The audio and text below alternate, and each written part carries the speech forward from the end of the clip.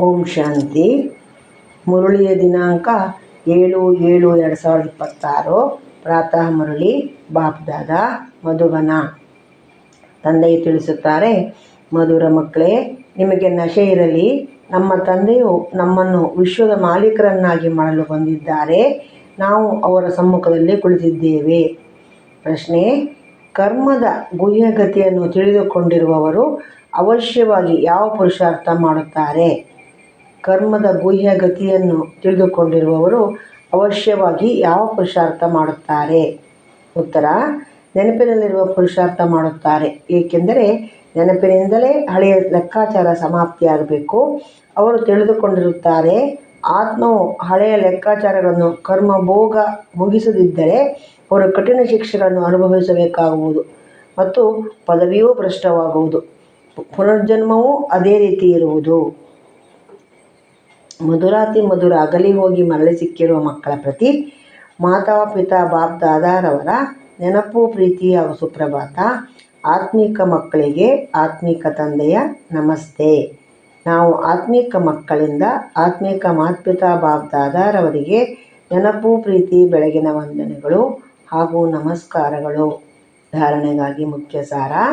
ಮೊದಲನೇ ಪಾಯಿಂಟು: ಶಿಕ್ಷೆಗಳಿಂದ ಮುಕ್ತರಾಗಬೇಕೆಂದರೆ ಹಳೆಯ ಎಲ್ಲ ಲೆಕ್ಕಾಚಾರವನ್ನು ಯೋಗ ಬಲದಿಂದ ಸಮಾಪ್ತಿ ಮಾಡಬೇಕು.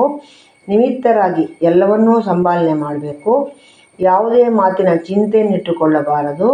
ಆತ್ಮಾಭಿಮಾನಿ ಆಗಬೇಕಾಗಿದೆ. ಎರಡನೇ ಪಾಯಿಂಟು: ಇದು ಸಂಪಾದನೆ ಮಾಡುವ ಸಮಯವಾಗಿದೆ.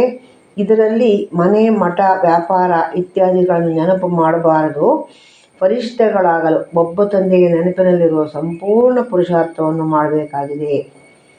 ವರದಾನ: ನೆನಪಿನ ಸರ್ಚ್ಲೈಟ್ನ ಮೂಲಕ ವಾಯುಮಂಡಲವನ್ನು ತಯಾರು ಮಾಡುವಂತಹ ವಿಜಯೀ ರತ್ನ ಭವ. ನೆನಪಿನ ಸರ್ಚ್ಲೈಟ್ನ ಮೂಲಕ ವಾಯುಮಂಡಲವನ್ನು ತಯಾರು ಮಾಡುವಂತಹ ವಿಜಯೀ ರತ್ನ ಭವ. ಸೇವಾಧಾರಿ ಆತ್ಮರ ಮಸ್ತಕದಲ್ಲಿ ವಿಜಯದ ತಿಲಕವು ಇದ್ದೇ ಇರುತ್ತದೆ. ಆದರೆ ಯಾವ ಸ್ಥಾನದಲ್ಲಿ ಸೇವೆ ಮಾಡಬೇಕು, ಆ ಸ್ಥಾನಕ್ಕೆ ಮುಂಚಿತವಾಗಿಯೇ ಸರ್ಚ್ಲೈಟ್ನ ಪ್ರಕಾಶತೆಯನ್ನು ಪ್ರಕಂಪಿಸಬೇಕು. ನೆನಪಿನ ಸರ್ಚ್ಲೈಟಿಂದ ಅಂತಹ ವಾಯುಮಂಡಲವು ತಯಾರಾಗಿ ಬಿಡುತ್ತದೆ. ಅದರಿಂದ ಅನೇಕ ಆತ್ಮರು ಸಹಜವಾಗಿಯೇ ಸಮೀಪಕ್ಕೆ ಬಂದು ಬಿಡುತ್ತಾರೆ. ನಂತರ ಕಡಿಮೆ ಸಮಯದಲ್ಲಿ ಸಫಲತೆಯು 1000 ಪಟ್ಟು ಸಿಗುತ್ತದೆ. ಇದಕ್ಕಾಗಿ ನಾವು ವಿಜಯೀ ರತ್ನಗಳಾಗಿದ್ದೇವೆ ಎಂಬ ದೃಢ ಸಂಕಲ್ಪವನ್ನು ಮಾಡಿರಿ. ಇದರಿಂದ ಪ್ರತಿಯೊಂದು ಕರ್ಮದಲ್ಲಿ ವಿಜಯವು ಸಮಾವೇಶವಾಗಿದೆ. ಸ್ಲೋಗನ್: ಯಾವ ಸೇವೆಯು ಸ್ವಯಂವನ್ನು ಅಥವಾ ಅನ್ಯರನ್ನು ತೊಂದರೆ ಮಾಡುತ್ತದೆ, ಆ ಸೇವೆಯು ಸೇವೆಯಲ್ಲ, ಹೊರೆಯಾಗಿದೆ. ಯಾವ ಸೇವೆಯು ಸ್ವಯಂವನ್ನು ಅಥವಾ ಅನ್ಯರನ್ನು ತೊಂದರೆ ಮಾಡುತ್ತದೆ, ಆ ಸೇವೆಯು ಸೇವೆಯಲ್ಲ, ಹೊರೆಯಾಗಿದೆ. ಅವ್ಯಕ್ತ ಸೂಚನೆ: ಜ್ವಾಲಾ ಸ್ವರೂಪ ಸ್ಥಿತಿಯಲ್ಲಿರುತ್ತಾ ಶಕ್ತಿಶಾಲಿ ನೆನಪಿನ ಅನುಭವ ಮಾಡಿ. ಜ್ವಾಲಾರೂಪರಾಗುವುದಕ್ಕೆ ಇದೇ ಗುಂಗು ಸದಾ ಇರಲಿ. ಈಗ ವಾಪಸ್ ಮನೆಗೆ ಹೋಗಬೇಕಾಗಿದೆ ಎಂದರೆ ಉಪರಾಮ.